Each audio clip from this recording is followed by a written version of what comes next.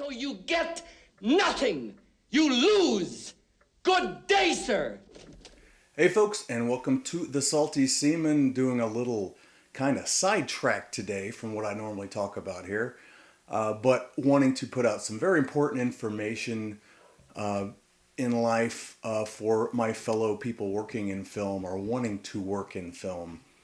A scam going around that caught me by surprise, and I almost wasted a good chunk of my day on a scam that's very focused on people trying to get their foot in the film industry. Now, I'm a person who just went through 4 years of college, got my film degree on top of years of experience within the Navy in that job field. And as I'm finding out, and as a lot of people find out, the film industry is about who you know. Even for like the lowliest level of jobs, say a production assistant, which is where a lot of people get their start in the biz. And one I've been trying to get into among other different fields and opportunities around. We all know about scams, and they rely on often people's greed and the simplicity of it. The Nigerian prince scam is going to send you millions of dollars, and you get to keep a chunk of it as long as you can move his money to your bank account. For a nominal fee, and they get you hooked. They'll just continue draining you of money, saying the money's still coming.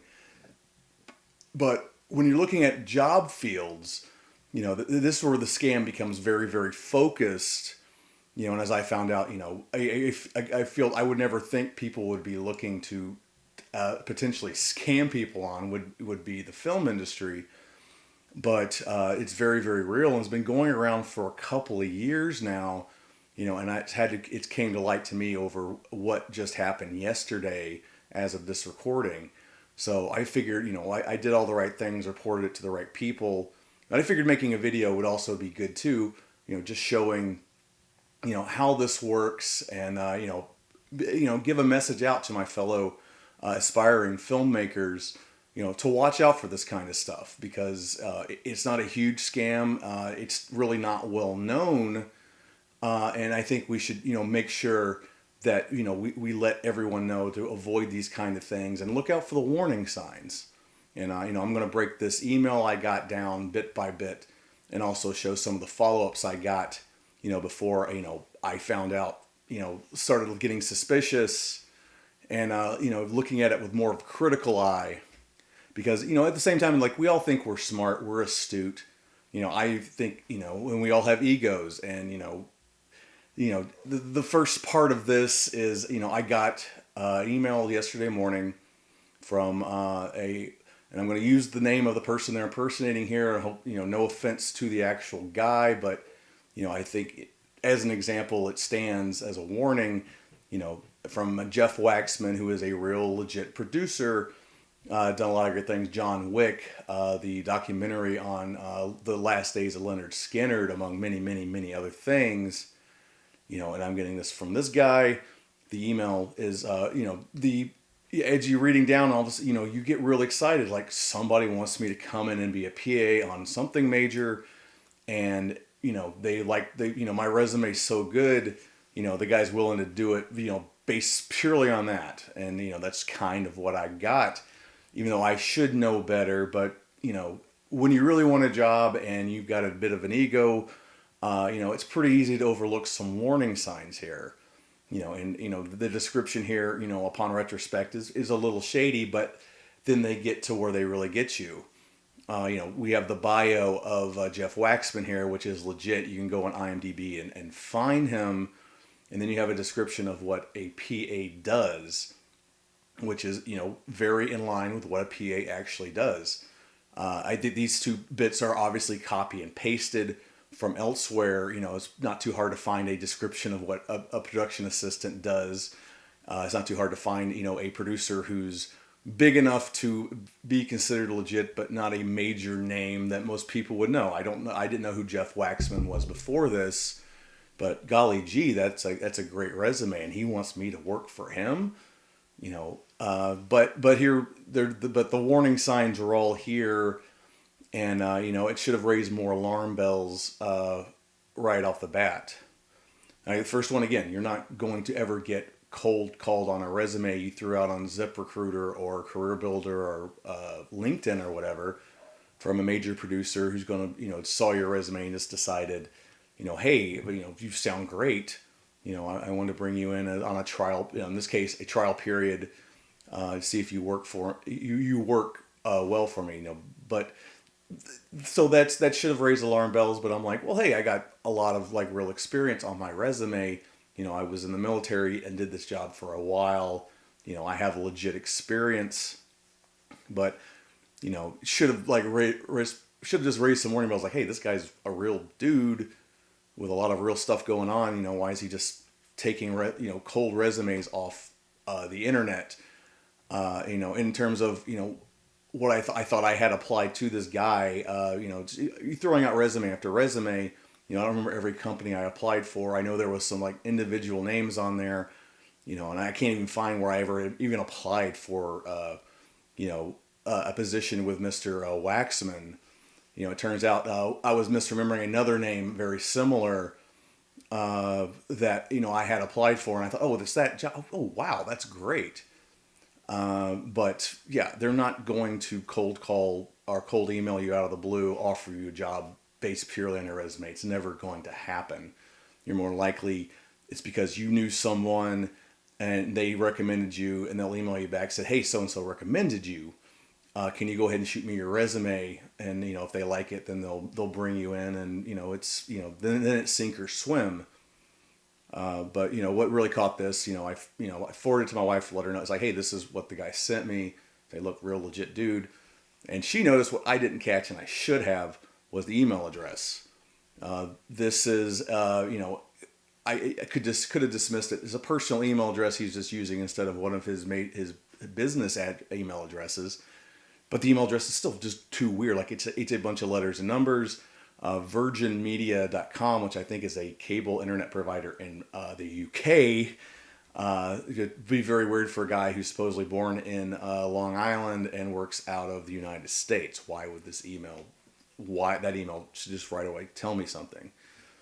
And then, I say, yes, I'm totally for it. He says all the right things. He's asking for all the right stuff. Now, all this sounds, it can, on the surface, does sound very legit. The description is correct. He's looking to put you on a trial basis to see, like, hey, I got 3 different candidates, give you various tasks to do. You do it well, then you're going to go meet with my HR, and we'll talk about hiring on. But in the meantime, I'm going to give you $500 a week. $500 a week when you're making no money a week sounds really good. And there's your ego and greed working together. I'm willing to overlook like just how weird all of this kind of sounds. And the follow-ups, we have, I was like, I'm going to pay you ahead of time plus the money I'm going to give to this charity. I'm going to count on you to, see how well you handle my financial stuff, see if I can trust you. Again, it's like, I'm just going to give you money and hopefully you do the right thing based on some random resume I found on. Again, just in retrospect, just sounds so obviously, fishy. And, but my inability to, wipe that away, and at least initially critically, just because like, man, it sounds so good, like, yeah, and I, he didn't ask for anything so far that, was beyond what was on my resume, but he did ask again for my address, which is on the resume. It's, it's public, and my references, same thing. But, the end game of this is trying to get my bank info. Part of it helped me, fish out that this is a scam besides all that was, started looking online, and I found a very, very helpful article. I'll put the link in the description, describing the scam going back at least 2 years. Now, this version I got was a lot more sophisticated than what they were describing, which is a lot of, we're going to send you, we're going to hire you from out of state. We're going to, give you per diem and all this, and they're apparently sending what amounts to be, fake checks for you to cash that don't clear, or they're working some scam to get a hold of your bank information, essentially. best that anyone can figure out what this scam is supposed to do. And I don't know, I haven't heard a lot of people who've actually gone through and completely got ripped off by these people, but, to the best of what people can tell, that is what they're trying to do. They're trying to get some kind of information off of you. I have not given anything, luckily, that is not already available on my resume that's out there in the resume world. So, I'm grateful for that. And it just a lot of little things. And so you look at, what the scam was 2 years ago, and you can tell by this one that they really modified it. They figured out like, okay, we need to, be more specific. We need to give more better information that sounds more plausible. And I think they did, a really good job, especially just being able to catch people, and all this stuff just kind of adds up to just someone trying to get some kind of info out of you, more than likely trying to get your bank info, and why they're targeting, early film industry people. You got to imagine like, these aren't people with a lot of money here as a rule, like I wonder their cost to profit ratio. It must work if they're keeping the scam going for the last couple of years, and even modifying it to make it even sound even more believable and right for people who should know a little bit more of like how the actual industry works. But still at the same time, they're offering, sight unseen. I'm hiring you based on a cold resume. And from the sound of it, you never actually meet anyone in person. I don't know if you get too far into the scam, I think very possibly you could end up, meeting, an actor or contact somewhere. Generally, it's going back to the Nigerian scams. This is, typical if they really got they got a gullible one on the line. I could definitely see that, but I've never heard of it getting that far.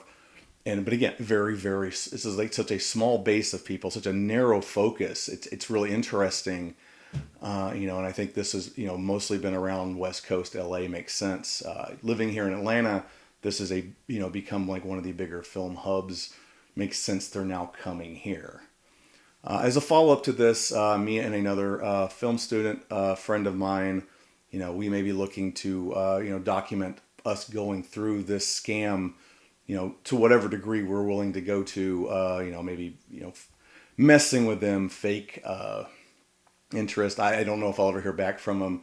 One of the things I did, I found the real Jeff Waxman's address from a film company on IMDb, and I forwarded this to him and said, hey, someone's using your name.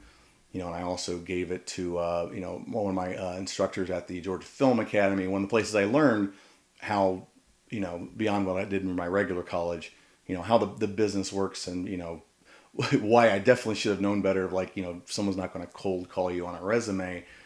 So, maybe not hearing back from these guys, don't know. If I do, I plan on documenting this and, making a more thorough investigation of how this stuff works.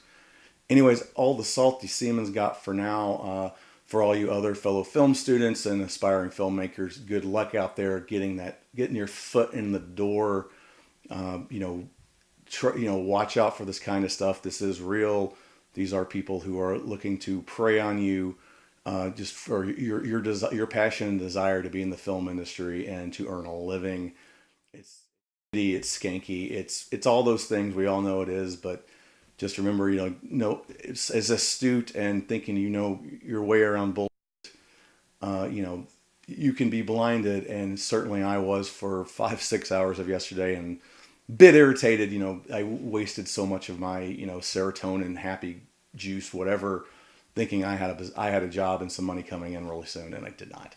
So that's all I got. Talk to you freaks later. Peace.